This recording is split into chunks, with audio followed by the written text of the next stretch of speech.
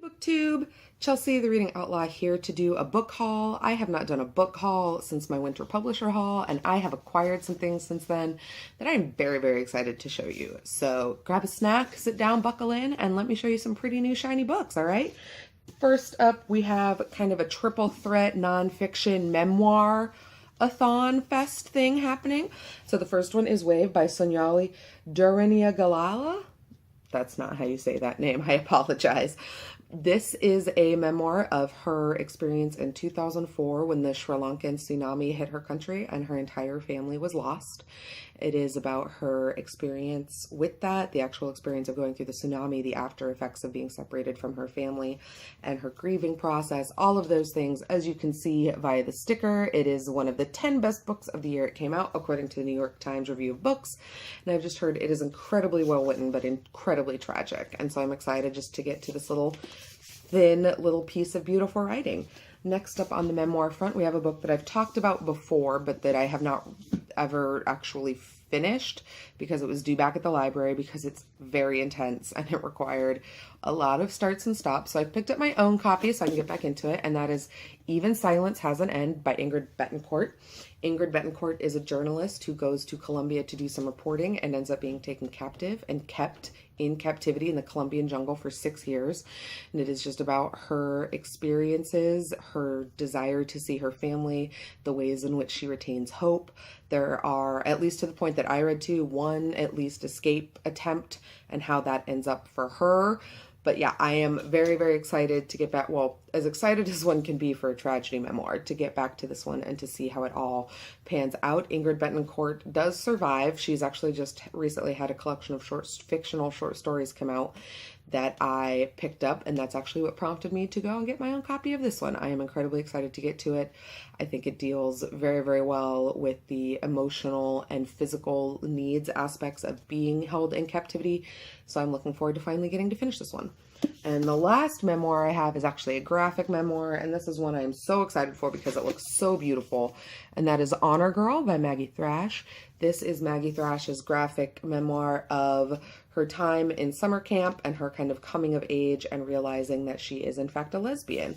And the artwork inside, I think, just looks, it's very cartoony, but I'm really, really excited to get to it. I just had to pick it up because of this cover. I mean, I just feel like the silhouette and the nighttime watercolors of this book look absolutely fabulous.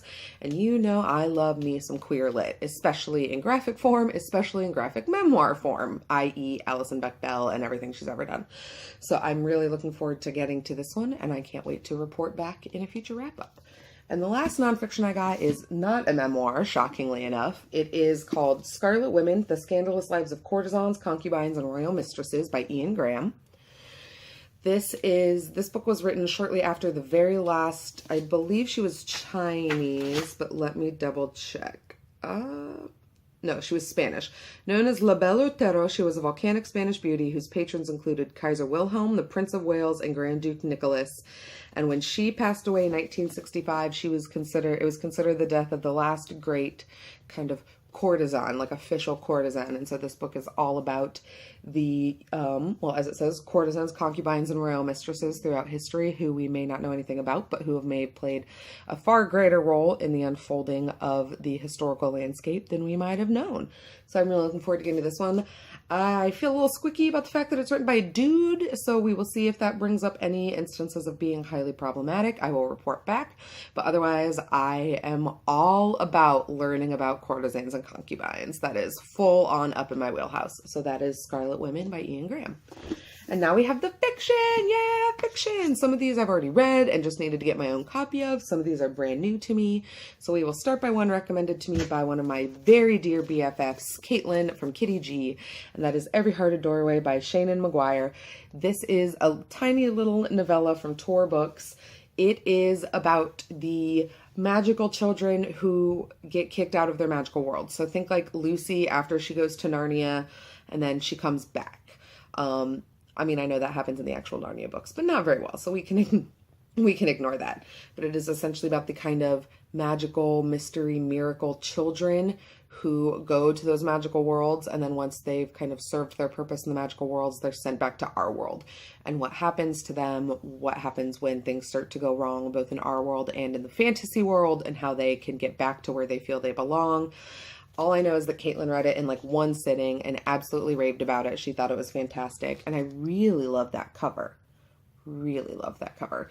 So I am looking forward to getting into this one. I'm guessing it probably also won't take me too long because it is a thin little thing, but I am just very excited to pick it up. And next up, we have two books that I've already read but needed to get my own copy of, and that is Red Rising by Pierce Brown. I did a solo review of this that I will link in one of the flashy cards up above. This book I loved, even while being able to acknowledge that it was super problematic in a lot of ways, but I'm really finally looking forward to picking up Golden Sun, I think either at the end of May or the beginning of June, because I have a couple of BookTube SFF things I still need to wrap up. But otherwise, I am very excited to finally own my own copy of this. When I get paid again, I will probably be picking up both Golden Sun and Morning Star, I'm pretty sure, in paperback as they become available in that. And then this book, I'm so excited for. I'm so excited. I only had an e-reader copy with that super gross, ugly, poop brown American cover. I will insert it here so you know what I'm talking about. But I finally have a pretty copy of the beautiful, beautiful UK cover of The Long Way to a Small Angry Planet by Becky Chambers. If you have not read this book or seen this book talked about on YouTube, you are living in some kind of like bookish commune or under a rock. This is a book about a ship who basically builds highways in space, and they literally are just taking a long way to a small angry planet as part of a job, but it looks at all of their different cultures, their various alien races who participate in various like family groups and sexual orientations and racial interactions and forms of identity, and it's just so fucking good, you guys. It's so good. It's so good. Let me say it again. It's so good. I'm so excited to finally have a physical copy of this. I think I might be due for a reread, but I just, oh, look at it. Look at it. The cover's so pretty. It's so beautiful. I'm so, like, I just want to hug it and squeeze it and carry it around and be like, I own you now in a physical copy. So yeah, I'm, in case you can't tell, a little bit excited to finally have this one. And then we have a couple of, let's see, we have a short story collection, How to Breathe Underwater by Julie Oringer. This has been making its rounds on BookTube lately, actually. It is a short story collection about coming of age. It deals with religion and death and sexuality. I actually, believe it or not, read this book when I was maybe 15. It was one of the first short story collections I ever read, and I just remember feeling kind of, I think I was just confused by it. Like I said, because I'd never really read a short story collection before, I didn't really know how short story collections operated. So I just felt very jarred by it, but I can still remember several stories from this book, one of which deals with a girl who acquires a betta fish after her brother dies via drowning. Another one features a Hasidic Jewish community and two girls who want to go swimming, even though that is forbidden to them. And that, I mean, those stories have stuck with me for over a decade, which is how long it's been since I've read this book. So I'm really excited to get back into it, see what I missed, see what else sticks out to me, revisit some of those favorites. And yeah, this is another one with a cover that I really, really enjoy. So I'm looking forward to getting into that one. This next one that I have is absolutely and fully Jen Campbell's fault. Jen, I'm looking at you. And that is Our Endless Numbered Days by Claire Fuller. Jen actually talked to Claire Fuller on an episode of her podcast. This is a book about a young girl whose father takes her into the woods and tells her that the world has ended and that they need to survive by living alone. And then time goes on and the little girl realizes that that is a lie and that the world has not ended. The apocalypse has not happened. And she's been living in the woods for essentially no reason because her dad decided that they would. And that's really all I know about it. The blurb on the front says it's shocking and subtle, brilliant and beautiful, and recalls Ian McEwan. So I am down for that. I am down for all this like silver, shiny pseudo guilt. And I'm really looking forward to how this plays out. The author had a number of really good things to say. Any book that comes that highly recommended by Jen Campbell has to be checked out. And then lastly, this is one that I just picked up because as I was doing some online browsing, I thought it sounded really, really interesting. It sounded almost very Human Acts S, kind of in the same vein, and that is The Rope by Kanan Micaiah. When the nameless narrator stumbles upon a corpse on April 10th, 2003, the day of the fall of Saddam Hussein, he finds himself swept up in the tumultuous politics of the American occupation and is taken on a journey that concludes with the discovery of what happened to his father, who disappeared into the tyrant's gulag in 1991. I'm down. I'm fully down for that. I love books that deal with the Middle East and with Middle Eastern culture. I think it's going to be especially interesting to read a book set in the Middle East at the fall of Saddam Hussein. The book also gets into our narrators currently serving in essentially the army combating Western Europe and America and the Western influence. Basically a jihadist, and so he's dealing with what happened to his father, how he's ended up on the path that he's on, what the death of Saddam Hussein means for him and for his country. And so I'm just really looking forward to it. I don't know.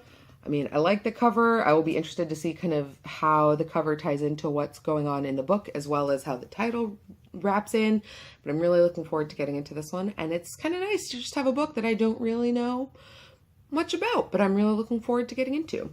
And that wraps up my summer 2016 haul so far. Let me know down below if you've read any of these. Well, I know some of you have read some of these, but let me know your thoughts, comments, questions, concerns. As always, I am all over social media, so feel free to hit me up. Let's chat books. I love you all dearly and happy reading. Bye.